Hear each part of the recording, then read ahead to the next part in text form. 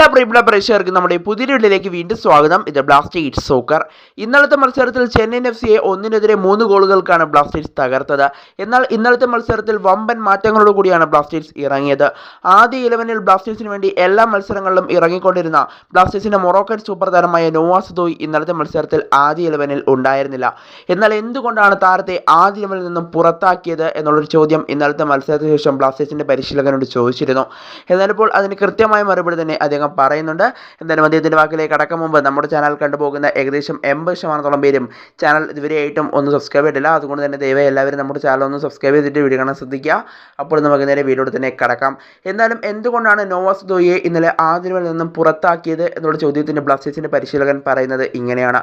എല്ലാ മത്സരങ്ങളിലും നോവയിൽ കൂടിയാണ് നമ്മുടെ അറ്റാക്ക് എല്ലാം വരുന്നത്. അതുകൊണ്ട് തന്നെ എതിർ ടീമുകൾ നോവയെ പൂട്ടാനുള്ള തന്ത്രങ്ങളുമായിട്ടാണ് എല്ലാ മത്സരങ്ങളിലും എത്താറുള്ളത്. അതുകൊണ്ട് തന്നെ ഞങ്ങൾക്ക് ഇന്നലത്തെ മത്സരം വിജയിക്കേണ്ട ഒരു മത്സരം തന്നെയായിരുന്നു.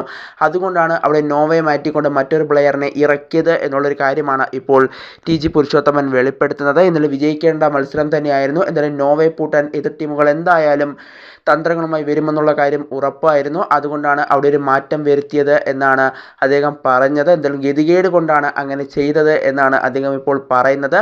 ഒരുപക്ഷെ നോവയെ അവിടെ ഇറക്കിയിരുന്നെങ്കിൽ നോവയുടെ അറ്റാക്ക് വരികയും ബ്ലാസ്റ്റേഴ്സിന് എന്തായാലും ചെന്നൈ ഡിഫൻസ് പൂട്ടുകയും ചെയ്യും എന്നുള്ളൊരു കാര്യം ഉറപ്പായിരുന്നു. എന്തായാലും ടി.ജി. പുരുഷോത്തമൻ്റെ ആ തന്ത്രം ഇന്നലത്തെ മത്സരത്തിൽ വിജയിച്ചു എന്ന് തന്നെ നിലവിൽ പറയേണ്ടതായിട്ട് വരും.